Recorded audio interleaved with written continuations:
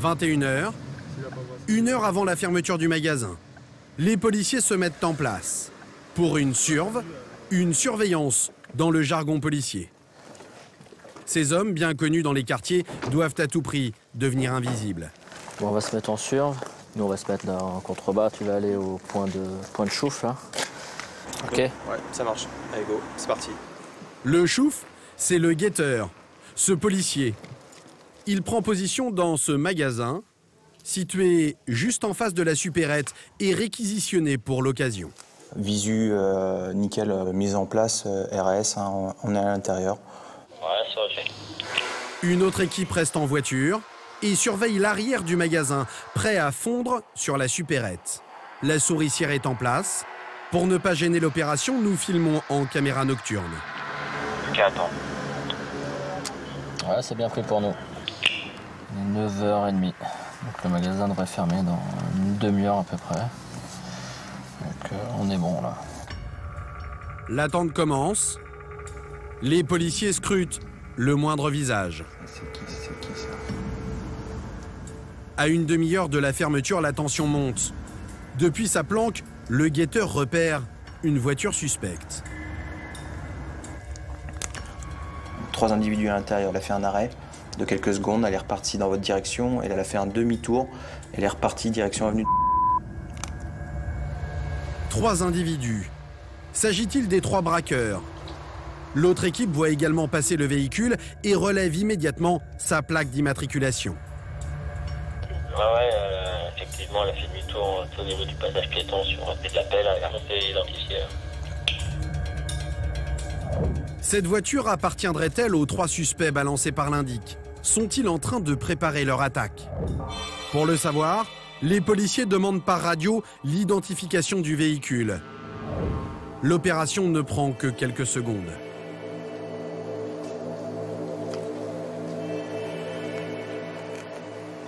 Ouais, c'est des lascars de Banu. Ouais, reçu. Donc c'est pas nos clients. Eh bien dit. Fausse alerte. Et l'heure de la fermeture approche. Il est bientôt 22h. On arrive dans les heures critiques. Donc là, c'est le moment, c'est le moment d'être patient et d'être vigilant. Selon l'indic, c'est au moment où les commerçants baissent le rideau de fer, juste avant de faire les caisses, que les braqueurs doivent frapper.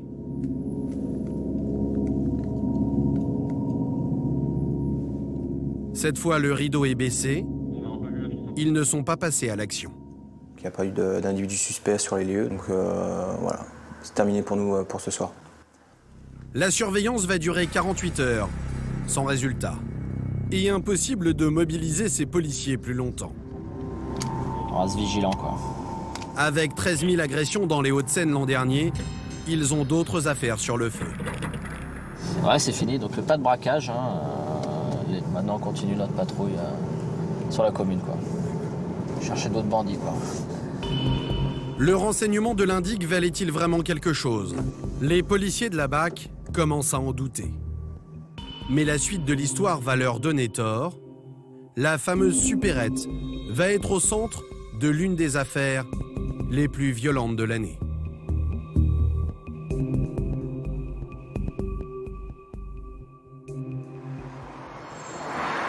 Trois jours plus tard, la police vient d'être appelée en urgence. Il est 10h, mais les portes du magasin sont closes. À l'intérieur, aucun client. Dans les rayons, des collègues de Thierry. Le responsable du magasin vient de se faire agresser dans la nuit. 3 braqueurs lui sont tombés dessus au moment où il baissait le rideau de fer. Ça a commencé à l'entrée, ils m'ont attrapé à l'extérieur, fait tomber ici, tabassé là. Ah, ils vous ont tabassé? Oui, oui. Avec enfin, un coup de... Coup de pied, coup de tête, enfin pas coup de tête, mais coup de poing, voilà. Ils ont tapé. Ce qui est traumatisant pour moi, c'est de ne pas avoir de souvenir réel de ce qui s'est passé, complètement. Voilà, j'ai des blancs, parce que j'ai dû tomber dans les pommes 3 ou 4 fois, voilà. L'homme est sous le choc. Ses souvenirs sont flous. Et au fond du magasin, dans ce bureau, Les policiers vont comprendre pourquoi, en visionnant les films des caméras de surveillance. La victime aurait pu perdre la vie. Il est 22h20. Les employés s'apprêtent à fermer boutique.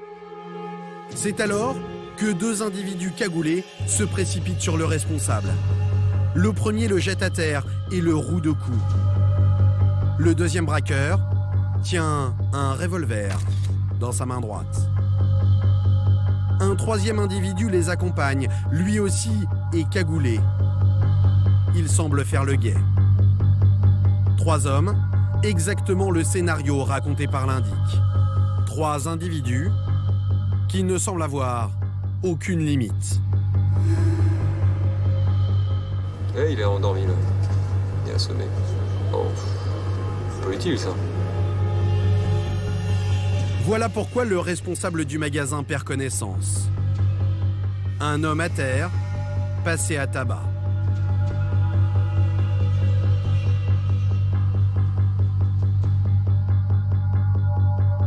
Dix heures après cette agression, son visage tuméfié porte notamment cette trace, celle d'une semelle. Ah bah, je pense que c'est une trace de chaussure. Ouais. J'ai aucun souvenir d'être allé jusqu'à la porte du bureau, même d'avoir ouvert le coffre, je m'en rappelle pas. Et pourtant, c'est bien dans la salle du coffre que l'homme a été conduit par ses agresseurs. Un coffre qu'il ouvre sous la menace. Le commerçant n'a pas encore calculé le montant du préjudice. C'est en découvrant ces images que les policiers repèrent les premiers indices. Il n'y a pas de gants lui, c'est sûr. Et il touche le mur 2 fois de sa main quand il se penche. Là, celui-là. L'un des braqueurs, celui qui tient l'arme, ne porte pas de gants. Un élément capital, il a peut-être laissé ses empreintes digitales sur la scène de crime. On le voit toucher des liasses de billets. Et dans sa fuite, une première porte, puis celle de l'issue de secours. Il est 22h26, l'attaque aura duré 5 minutes. La fin des bandes montre le responsable du magasin à gare qui appelle la police. Et quelques minutes plus tard, les secours qui vont le prendre en charge. Il s'en sort sans séquelles irréversibles.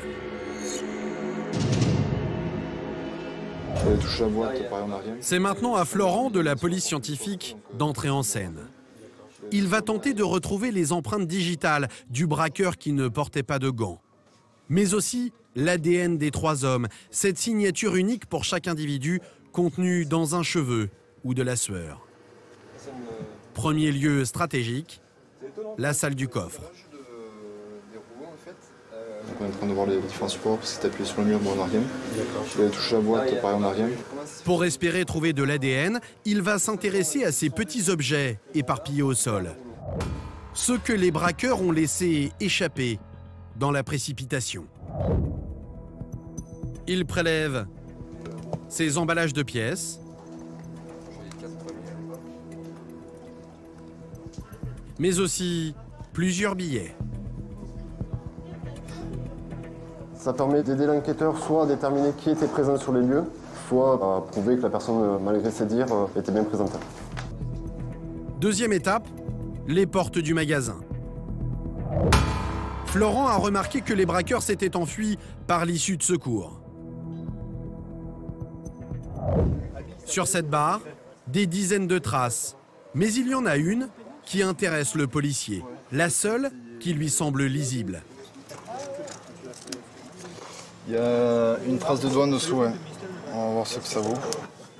Il relève l'empreinte grâce à ce papier autocollant, avec l'espoir qu'elle soit exploitable.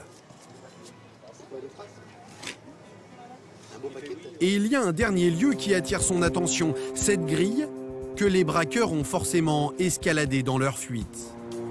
Les policiers viennent d'y remarquer une trace de leur passage.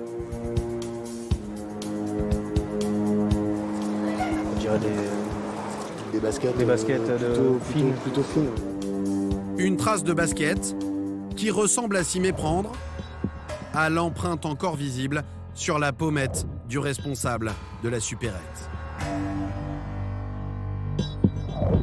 Pour grimper sur la grille, les braqueurs ont dû y poser leurs mains, notamment celui qui ne portait pas de gants, et Florent fait rapidement une dernière découverte.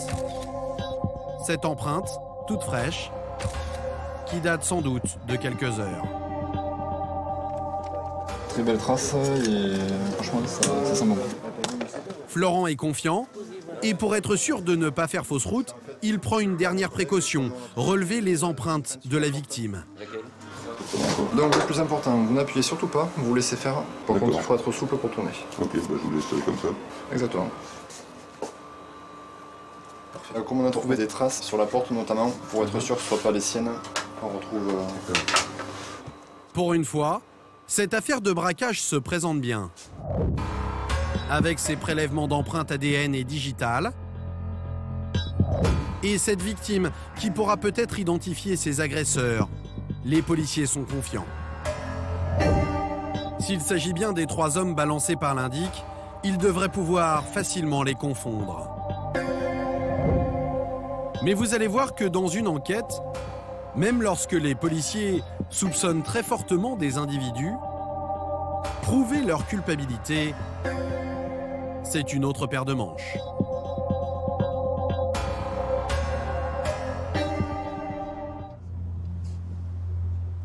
Cette affaire commence à devenir un vrai casse-tête pour Thierry. Il est sûr de connaître les auteurs de l'agression, mais impossible de le prouver. Pour envoyer un braqueur devant la justice, il faut des preuves matérielles. Alors il va demander à la population de l'aider. Ouais, Chop. On va éditer des affiches d'appel à témoins. Mais on va aller... Parce que là, il va falloir faire quasiment toute la rue. Hein, eh ben, tant pis. Hein. On va placarder tout ça. Eh ben, on va placarder. Hein. On va éditer, on va faire des photocopies d'affiches d'appel à témoins. Et puis, quitte à aussi faire des petits tracts pour balancer dans les boîtes aux lettres. Un appel à témoins. Voilà l'idée de Thierry. À 22h20, le jour des faits, quelqu'un a peut-être vu les 3 individus ou remarqué quelque chose d'anormal. Ouais, c'est bon. Pour le savoir, pas d'autre choix que de placarder des affichettes dans les cages d'escalier. C'est le directeur d'enquête lui-même qui va s'occuper de cette mission. Il y a même un petit gris-gris. Hop. Le document est tiré à plusieurs dizaines d'exemplaires. Mais Thierry le sait, c'est un peu l'opération de la dernière chance. C'est difficile à trouver des témoins parce que bon, en plus, il était 22h30. En général, les gens du voisinage sont ou devant la télé, ou au lit en train de bouquiner, ou debout en train de bosser, ou enfin, ils sont pas forcément dehors, quoi. Surtout qu'en plus, là, il n'y a pas eu de cris dans la rue, il n'y a pas eu de coups de feu, il n'y a pas eu de bruit qui aurait pu attirer les gens vers leurs fenêtres pour mater un peu ce qui peut se passer. Donc voilà, là, c'est vraiment hasardeux, quoi. Après avoir joué les commerciaux pour négocier le tarif des analyses ADN, l'enquêteur se transforme en VRP et va faire du porte-à-porte. Il commence sa campagne d'affichage par les immeubles les plus proches de la supérette braquée.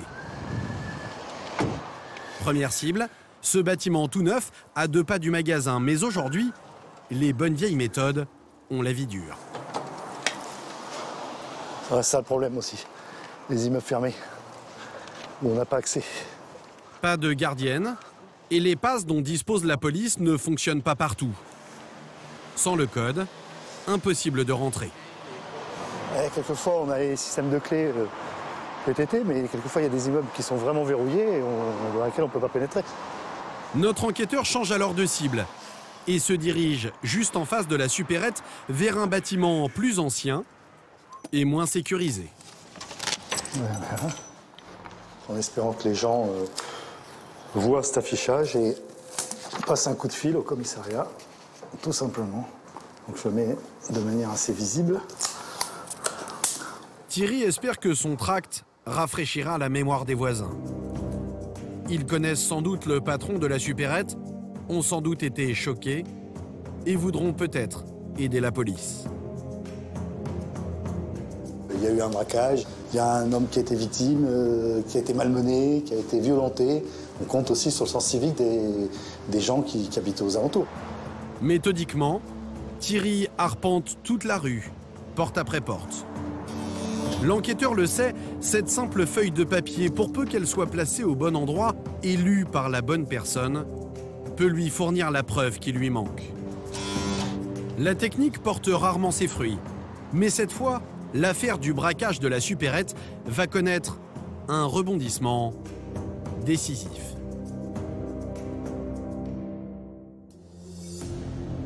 Commissariat de Sceaux, 2 jours plus tard. La sûreté? Oui. Bah oui, d'accord. Ok, je descends. Merci.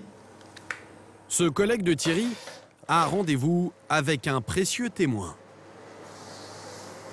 Bonjour madame, vous allez bien? Oui. Bon, pas trop dur pour trouver?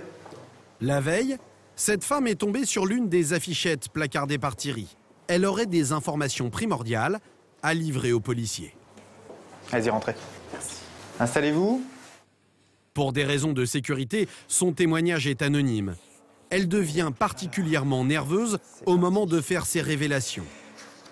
Voilà ce qu'elle va raconter. Je rentrais en scooter chez moi. J'ai aperçu en fait 3 personnes sur le côté du... Juste en train de discuter avec eux. Le soir des faits, elle aurait vu 3 jeunes hommes près de la supérette. L'un d'entre eux se serait montré très curieux sur les horaires du magasin. Qu'est-ce qui s'est passé? Le premier individu est venu vers moi. Et qu'est-ce qu'il a fait?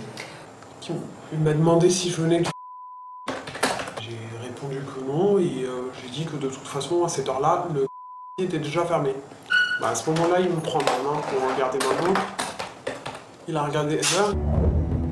Des individus qui attendent manifestement la fermeture de la supérette quelques minutes avant l'agression. Et la victime a vu encore mieux en remontant chez elle. Et donc moi, je suis monté chez moi. J'ai voulu fermer mes volets, donc j'ai regardé par la fenêtre. Et vous avez vu quoi? Oui, c'était, je vais dire, en train de s'agiter un petit peu. Et après, ils ont commencé à avancer... Vers l'entrée? Vers l'entrée. Ils ont avancé vers la droite, c'est sûr. Les 3 individus se sont dirigés vers la supérette.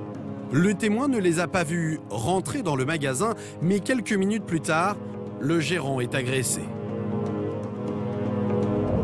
Alors ces 3 individus sont-ils les 3 suspects identifiés depuis le début de l'enquête? Le collègue de Thierry va tenter de savoir si cette femme est capable de reconnaître leur visage. J'ai 3 planches photos, 24 individus. Est-ce que vous reconnaissez quelqu'un? Une. Alors ça c'est la planche 1, 2 et 3. Alors regardez attentivement. Pour que son témoignage soit fiable, le policier a glissé au milieu de 3 planches photos les portraits des 3 suspects. Le témoin va-t-elle les reconnaître? Les faits remontent à plusieurs jours, il faisait nuit, et le face-à-face n'a duré que quelques secondes. Et pourtant, elle n'a aucun doute. Lui? Oui. C'est qui? La personne qui m'a parlé. C'est la personne... Ah d'accord. La personne qui vous a parlé le soir des faits. Parmi tous ces portraits, le témoin vient de désigner cet homme, sans aucune hésitation. Celui qui lui a parlé le soir des faits. C'est l'un des 3 individus balancés par l'indic et suspecté depuis le début de l'affaire. Cet homme que les policiers de la BAC pensent avoir reconnu en train de faire ses courses, juste avant le braquage. Quelques minutes plus tard, c'est lui qui aurait tenu l'arme à feu. En revanche, concernant les 2 autres hommes qu'elle a croisés dans la rue, la femme n'a aucune certitude. Les autres, Non. Non, comme ils s'étaient restés en retrait, je suis... D'accord. 1 sur 3, c'est déjà beaucoup. Allez-y, madame. Un témoignage de plus, mais toujours pas de preuves concrètes, permettant de coincer les braqueurs. Merci, au revoir. Au revoir. En revanche, sur le suspect que ce témoin a croisé dans la rue, les policiers vont pouvoir enquêter discrètement. Au tout début de l'affaire, l'indic avait livré son numéro de portable aux policiers de la BAC. Thierry va le mettre sur écoute. L'homme commettra peut-être l'erreur d'évoquer ce braquage, le nom de ses complices ou même l'adresse de son domicile dans ses conversations.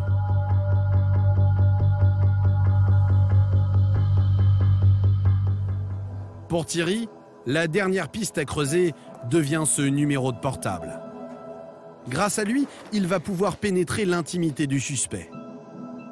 Par ce fax, il oblige l'opérateur téléphonique à mettre le braqueur présumé sur écoute. Dans quelques heures, le commissariat de Sceaux sera branché sur sa ligne et toutes ces conversations seront enregistrées sur les ordinateurs du service. De cette manière, les policiers pourront entrer dans sa vie aussi souvent qu'ils le voudront. Ce matin-là, Thierry se précipite dans le bureau de ses collègues. Les 3 suspects ont été aperçus, et pas n'importe où. Tu es au courant qu'apparemment ils auraient été repérés, les mecs, hier soir, d'après les collègues de la BAC. Ils ont été vus en train de faire de nouveaux repérages sur le même truc. Alors, ah ouais? Ils ne leur prendraient pas l'idée de fraquer une deuxième fois, enfin de braquer une deuxième fois. Mais T'as quelque chose? Bah pour l'instant, jusqu'à 8h moins le quart, j'ai rien. Des coms avec ses potes, mais c'est tout. Incroyable. Les suspects pourraient-ils envisager de braquer une nouvelle fois le même magasin? L'hypothèse semble invraisemblable, mais Thierry, après 30 ans de maison, est difficile à surprendre. Est-ce qu'ils ont l'intention de taper 2 fois au même endroit? On n'en sait rien, quoi. Voilà. Ça arrive, ça, de taper 2 fois ouais, enfin, il y a des cons, il y en a partout, hein, donc voilà. Vous, dans votre carrière, vous l'avez dit? Ouais, si, ça arrive. Ça arrive. Moi, j'ai déjà vu des mecs qui habitent dans le quartier qui vont péter 2 ou 3 fois leurs voisins, quoi. Leur commerce voisin ou chez des voisins, quoi. Mais la logique voudrait qu'on se fasse un peu oublier dans ce quartier, d'aller ailleurs. Ouais, mais enfin, la logique et eux, ça fait 2. Quelquefois, il y a un neurone qui tamponne un peu, quelquefois, les parois du cerveau. Encore une fois, la BAC va tourner toute la nuit, en multipliant les passages devant la supérette, en particulier à l'heure de la fermeture. Ils sont là, les tauliers ou pas? Ils font la caisse, là. Ah, ils doivent être derrière. Mais encore une fois, c'est le calme plat. Alors pour augmenter leur chance d'être au bon endroit au bon moment et avoir un coup d'avance sur les braqueurs présumés, les policiers vont utiliser une technique de pointe qu'ils réservent aux cas les plus graves et qui leur permet de localiser les téléphones portables.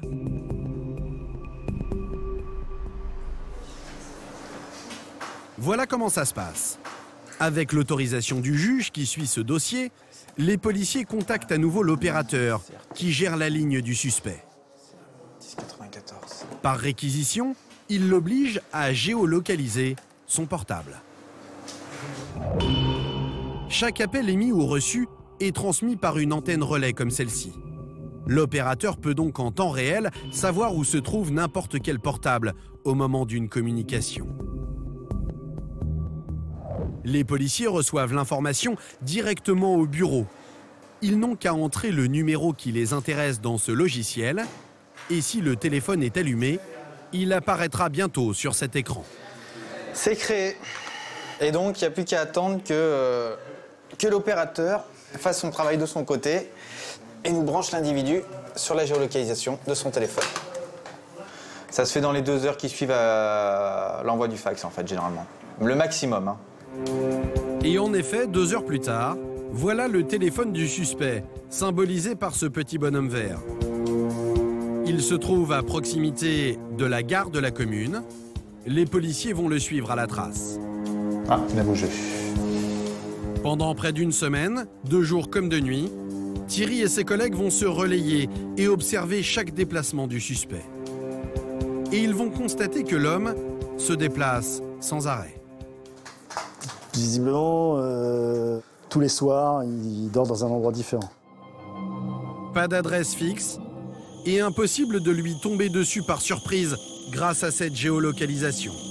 Elle n'est pas suffisamment précise. Elle indique un rayon plus ou moins vaste autour de l'antenne relais. Ici, c'est 750 mètres. Trouver quelqu'un dans une ville et dans un tel rayon, c'est mission impossible. C'est pas d'une précision absolue. Donc voilà, moi j'ai besoin d'avoir vraiment une adresse précise, savoir un endroit où je vais le trouver tout le temps. Ni les conversations, ni les SMS, ni la géolocalisation n'ont permis de piéger le suspect. Et pour Thierry, il est temps de passer à l'action. Sa dernière chance, interpeller les 2 hommes que les policiers de la BAC pensent avoir reconnus en train de faire leurs courses juste avant le braquage. Et prendre leurs empreintes en espérant qu'elles collent avec celles découvertes sur la scène de crime. Thierry n'a pas l'adresse de ces hommes, mais il a appris par la téléphonie qu'ils traînent souvent dans une cité. Faute d'éléments plus précis, les policiers n'ont pas d'autre choix que de lancer une chasse à l'homme.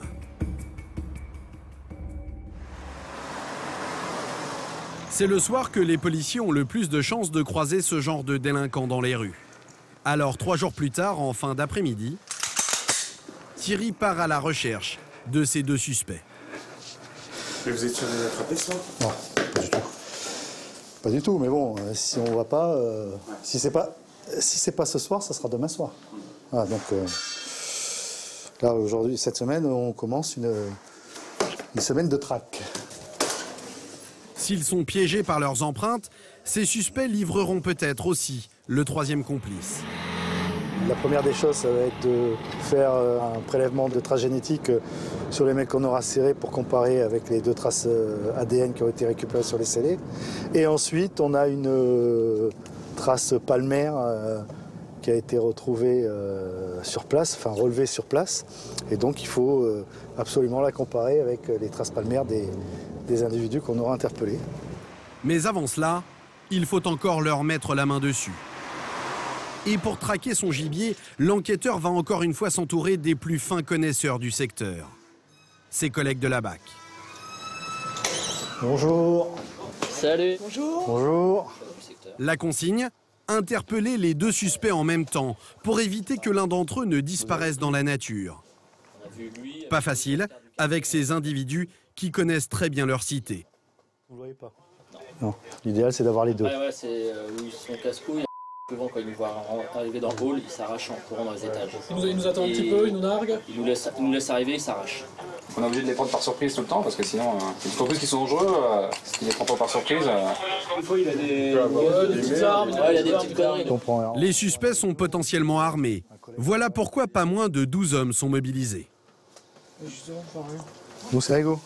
Vous avez tous des radios? En tout, 4 voitures banalisées vont sillonner la ville.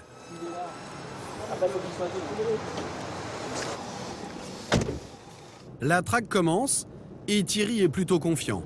Ses collègues de la BAC connaissent bien les délinquants du secteur. Ils sont capables de les reconnaître au premier coup d'œil, rien qu'à leur allure. Grâce aux collègues de la BAC, on arrive à savoir un peu comment ils vivent, même s'ils n'ont pas de véhicule, même s'il n'a pas de point d'attache, pas de domicile, mais il a quand même toujours des endroits qu'il fréquente régulièrement, des copains qui vont nous voir souvent, quoi.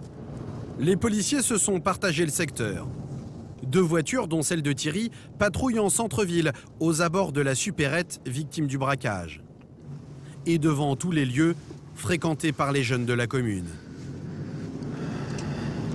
Tu prendras à gauche là pour faire le tour du pâté de maison là, en étant attentif au niveau du bar qu'il y a là, à l'angle là. Il faut regarder la scar devant. Ça a l'air d'être vide. Les 2 autres véhicules quadrillent la cité fréquentée par les suspects, ainsi que la petite zone pavillonnaire qui l'entoure. Et rien qu'à leurs vêtements, ils sont capables de les reconnaître. C'est quoi ça?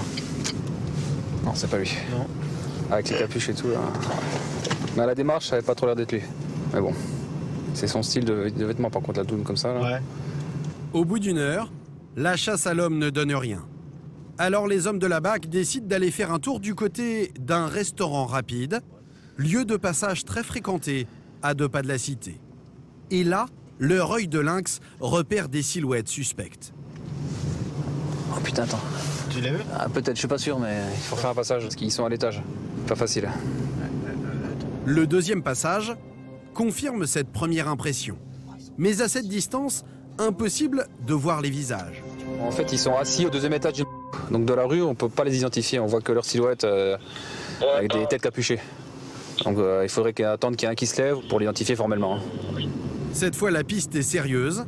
Thierry et ses collègues sont immédiatement prévenus. Ah, et Jésus de Marmite. Ouais, parle. Il y a du monde au deuxième étage des Blacks, donc pas identifié comme présent. On va approfondir. Ouais, ok, bien reçu, on va faire un passage nous aussi. Thierry se rapproche de l'établissement, fait un rapide passage, mais pas question d'entrer dans le restaurant et de risquer un face-à-face avec des hommes dangereux au milieu des clients. Il demande donc à ses collègues de mettre en place une surveillance à distance. Vous qui avez une voiture un peu discrète, si vous pouvez vous planquer et voir un peu de temps, il va peut-être pointer son nez. Si près du but, Thierry est bien décidé à attendre le temps qu'il faudra. Le problème, c'est que, en général, on n'y reste pas trop longtemps. Le problème, c'est que, quelquefois, quand ils s'y posent, ils y restent. On passe tranquillement. Ce véhicule de la BAC va se garer juste en face du restaurant. Essaie de rentrer là, tu te mets là. Mais à une distance suffisante pour ne pas être repéré. Bouge pas, là, tac. Faut vraiment faire attention de ne pas se faire détrancher par contre là. Parce qu'ils vont être vraiment inquiets. Là, ça va ? Ouais, je vois. Si je sors du véhicule, dans les 10 secondes, je suis repéré.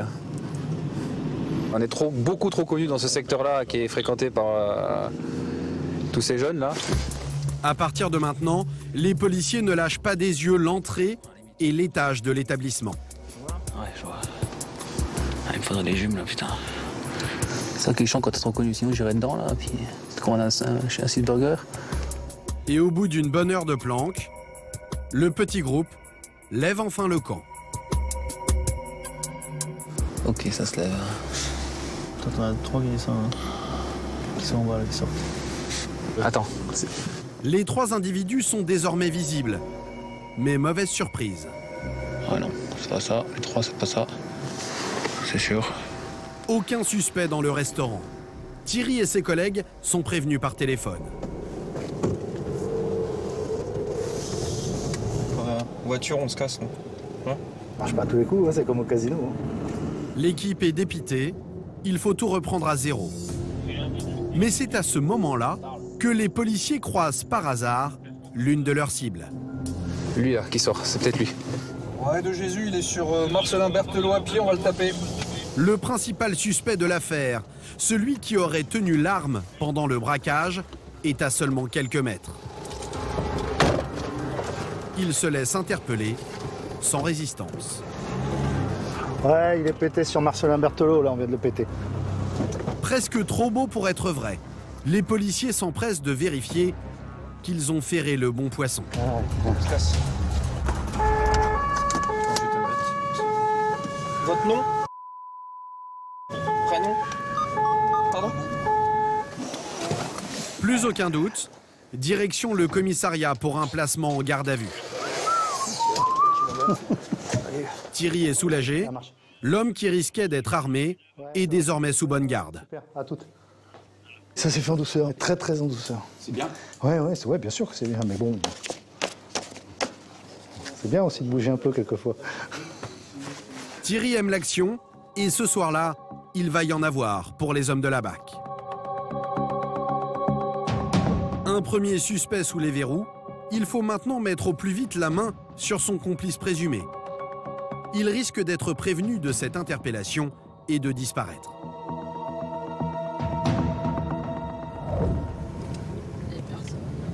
Mais pour l'instant, dans la cité, les policiers de la BAC ont beau inspecter méthodiquement tous les halls d'immeubles, aucune trace de lui. Alors attends, il ralentit là parce qu'il peut être aussi là, à droite là. Il peut être là-dedans, là, juste au premier hall. Il y a du monde dans le hall déjà. Faut pas qu'il me voie rentrer dans une voiture comme ça. Pour être plus efficace, ce policier décide de pénétrer à pied dans la cité. Il reste en contact avec ses collègues par talkie-walkie. Et moins de 10 minutes plus tard, cette initiative porte ses fruits. Rien de rentrer. Là, ça. Ah putain. Tu confirmes? Pareil. Putain. Le haut, il est comment, le vêtement en haut? Le deuxième suspect, le plus dangereux, est repéré dans un hall d'immeuble. Les policiers en voiture attendent de connaître son emplacement exact pour rejoindre au plus vite leurs collègues à pied. Vas-y. Ah, on arrive. On part là. Non, putain. On prend pas derrière, il sort du hall. Faut mieux y aller à pied. Hein. L'interpellation est imminente et elle est risquée. Et la voiture là. Éteins les feux. Dans ce quartier sensible, une intervention de police peut très vite tourner à l'émeute. Sweat gris, capuche grise. Les hommes de la BAC décident de mener une opération éclair pour ne pas laisser au suspect le temps de réagir. S'il s'agit bien du braqueur le plus violent, il ne se laissera sans doute pas faire.